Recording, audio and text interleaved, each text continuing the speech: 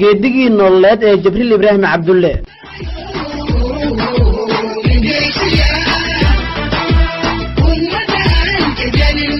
astaan nabadeed iyo iftiin nololeed hordhac. Jibriil Ibraahim Cabdulle waxa uu ku dhashay magaalada Muqdisho ee gobolka Banaadir August 16 sanadu markii ahayd 1969 waxa uuna ku barbaaray isla magaaladaasi. waxa uu ka baxay dugsiga sare ee 15 May waxaana uu aqoontiisa jaamacadeed ku qaatay wadanka Canada gaar ahaan jaamacadda Carleton ee ku taala magaalada Ottawa ee dalka Canada. Jibriil waxa uu bartay cilmiga sociology-ga, cilmi bulsheed, anthropology, cilmiga barashada baaris dadka iyo culuumta siyaasadda, political science. Jibriil Ibraahim Cabdulle waxa uu ka mid ah horjoogayaasha caanka ku ah ururada bulshada rayidka ee Soomaaliyeed kuwaasi oo kaalin mug leh ku lahaa nabadeynta dalka xilligii dagaalada sokeeye ay ka jireen. waxaana uu ka mid ahaa dadka farakutiriska ah ee saameynta badan ku lahaa 18 sano ee la soo dhaafay baadi goobka dawladda Soomaaliyeed oo loo dhan yahay. waxa uu diiradda saarayay sidii dadka Soomaaliyeed loo dhexdhigi lahaa nabad waarta. waxa uu hogaaminayay geedi socodka nabadeed ee lagu qabtay guud ahaan gobolka Soomaaliya. waxa uu ka qayb galay in ka badan 40 wada tashi ama fadhi nabadeed oo lagu heshiisiinayay qabiilada Soomaaliyeed taasi oo lagu guuleystay isla markaana lagu hakiyay colaad dhiig badan ku daadan lahaa. wuxuuna asiga iyo hay'adii uu madaxda ka ahaa ay dhigeen gogolo dib loogu heshiisiinayo beelaha iyo deegaanada dagaaladu ka dhacayeen. waxaana ujeedka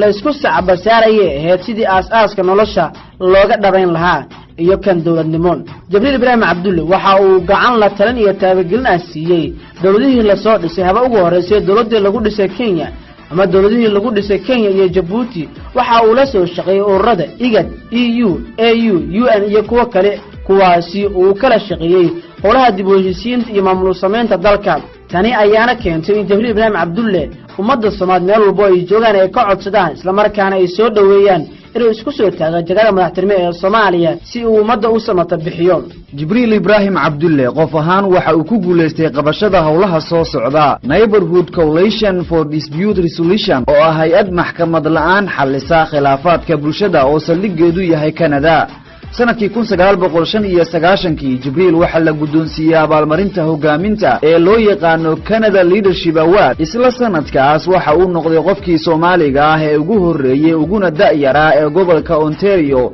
ee loo magacaabo xil siyaasadeed. waxaana uu xubin ka noqday golaha maamulka ee hay'adda Ontario Trillium Foundation taas oo ah hay'adda ugu weyn caalamka ee sanad kasta maamusha lacag dhan $100 milyan oo lagu taageero dadka Ontario. Jibriil inta uusan ku soo noqon gudaha Soomaaliya waxa uu la taliyay u noqday hay'ado iyo dawlado uu kala taliyay arrimaha nabadeynta iyo maamulka iyo isku xirka dadka kala dhalashada ah. meelihii uu ka soo shaqeeyay waxa ka mid ah Canada, Sweden, Bermuda, America, Jamaica iyo South Africa. sanadkii 1999 waxa uu wax ka aasaasay xarunta cilmi baarista iyo wada tashiga ee loo yaqaano CRD ee fadhigeeduna yahay magaalada Muqdisho. waxa uu madax u noqday koox cilmi baarayaal ah oo diyaariyay warbixino dhowr ah oo ku saabsan horumarka aadanaha ee Soomaaliya Human Development Report taas oo gundhig u ahayd taageero la siinayo ummadda Soomaaliyeed. waxa uu bangiga adduunka UN-ka iyo hay'ado kale la diyaariyay cilmi baarisyo ku saabsan Soomaaliya. waxa uu qoray buug yare manual book ka hadlaya xalinta khilaafaadka kaas oo laga isticmaalay qaybo badan oo ka mid ah caalamka. Jibriil waxa uu kaalin hogaamineed ka qaatay howlihii lagu dhisay dawladihii Soomaaliya soo maray ee ka dhashay shirarkii lagu qabtay Kenya, Djibouti iyo Muqdisho. kaalinta uu howlahaasi ku lahaana waxa uu dubdhaxaad u ahaa fududeynta xiriirka u dhaxeeya beesha caalamka iyo hoggaanka Soomaalida. ka hor intii aanay dhalan dawladii ku meelgaarka ahayd Jibriil Ibraahim Cabdulle waxa uu ka shaqeeyay dhisidda maamulo rayid ah oo ka howlgala gobolada kuwaas oo dadka u suurtageliyay inay gaaraan go'aanada khuseeya ayahooda. ma jirto deegaan Soomaaliya ah oo Jibriil Ibraahim Cabdulle uusan qayb ka qaadan dhisidda maamul deegaanada u goonida ah. dawlad goboleedyada uu wax ka soo dhisay waxa ka mid ah Koonfur Galbeed, Galmudug. waxa uu talo ku lahaa dhisidda dawlad goboleedka Jubbaland. waxa uu soo diyaariyay barnaamijyo sare loogu qaadayo aqoonta iyo wacyiga shaqaalaha dawladda. sanadkii 2003 waxa uu Jibriil ku dhaqaaqay dadaalo lagu gogol xaarayo wada hadal dhex mara dowladda Soomaaliya iyo Somaliland waxaana intii dhaqdhaqaaqyadaasi lagu guda jiray la soo saaray muuqaal ciwaankiisu ahaa dareen dhalis kaas oo looga jeeday in dadka Soomaaliyeed la isku soo dhaweeyo horaantii 2006 Jibriil Ibraahim Cabdulle waxa uu safar shaqo ku tagay 23 dal oo ay ku nool yihiin dadka Soomaaliyeed ee qurba joogta ah iyadoo ujeedka safarkaasi laga lahaa uu ahaa in la dhiirigeliyo soo noqoshada qurba joogta si ay uga qayb qaataan nabadeynta iyo dib u dhiska dalka waxaana uu xukuumaddii ugu dambeysay ka caawiyay diyaarinta miisaaniyadda qaran dhisidda maamul goboleedyada nabadeynta iyo tayeenta shaqaalaha dawladda waxa uu xubin ka noqday hay'ado caalami ah oo uu ku matalayay ururada bulshada rayidka ah iyo Soomaalida oo dhan waxaana uu ka mid ahaa guddiga hagidda barnaamijka New Deal iyo madasha wadaagga caalamiga ah ee heerka sare iyo hay'adda horumarinta iyo fududeynta dib u dhiska Soomaaliyeed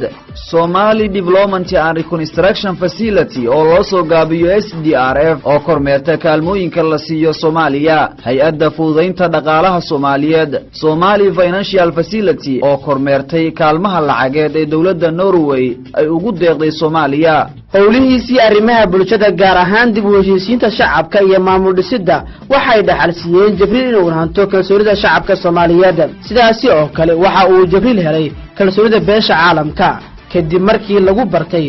howlo guul ku dhamaaday oo arrimaha nabadda la xiriira maamul wanaagga maamul dhisidda iyo xoojinta kaalinta bulshada rayidka ah kuwaasi uu la qabtay hay'ado waaweyn oo ay ka mid yihiin UN EU iyo IGAD iyo kuwa kale waxa uu si dhow ula socday dhaqdhaqaaqyada iyo dhacdooyinka siyaasadeed taasi oo ka dhigtay in cilmi baarisyadii uu sameeyay ay gundhig u noqdaan dadaaladii beesha caalamku ay ku baadi goobayaan Soomaaliya siday mar kale cagaheeda ugu istaagi lahayd sanadihii ay dagaal sokeeye ka socdeen dalka waxa uu Jibriil sumcad weyn ku dhex yeeshay bulshada Soomaaliyeed ee ku nool dhammaan gobolada dalka Soomaaliya ka gadaal markii odayaasha beelaha iyo ururada rayidka ahi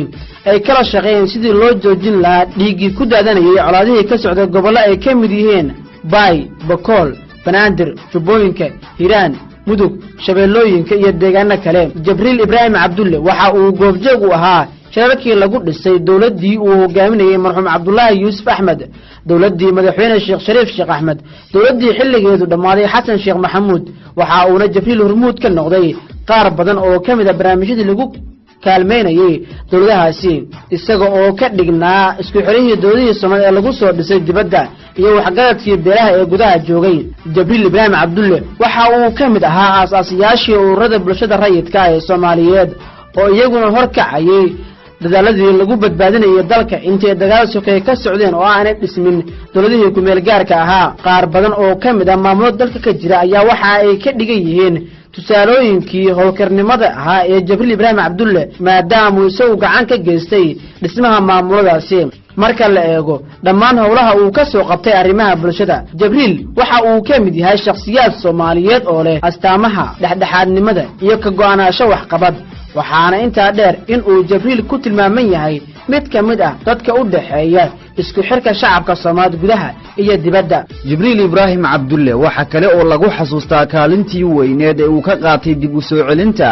aqoon-yahanada Soomaaliyeed kuwaas oo ku biiray howlaha siyaasadda iyo dib u dhiska dalka arrimahaasi kor ku xusan iyo kuwa kale ayaa keenay in bulshada qeybaheeda kala duwan ay ka codsadaan Jibriil Ibraahim Cabdulle inuu isu soo taago madaxtinimada dalka Jibriil Ibraahim Cabdulle waxa uu aqoon buuxda u leeyahay arrimaha ka jira gudaha dalka iyo dareenka shacabka Soomaaliyeed ugu dambeyntii Jibriil waxa uu leeyahay sifooyin u gooni ah inta Soomaalidu qurbaha ku sii cararayeen Jibriil waxa uu ku howlanaa in la badbaadiyo kuwa gudaha dalka looga tagay isaga ayaana sabab u ahaa barnaamijyo badan oo horumarineed waxa uu gacan saar fiican la yeeshay beesha caalamka ee danaysa arrimaha Soomaaliya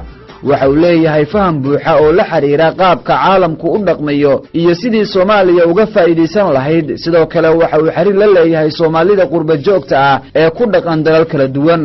waxa uu leeyahay kalsooni iyo dareen wanaagsan oo ay ka qabaan dhammaan dawladaha geeska Afrika xiriirkani waxa uu salka ku hayaa shaqooyinka nabadda iyo maamul dhisidda ee Jibriil ku guuleystay dareenkani waxa uu saamaxayaa in Jibriil dib u nooleeyo sharafkii ummadda Soomaaliyeed isfaham wanaagsanna ka dhaxdhaliyo Soomaaliya iyo wadamada dariska la Jibriil waxa uu ku caanbaxay diididda iyo ka hortagidda musuqmaasuqa burburiya dawladnimada Soomaaliyeed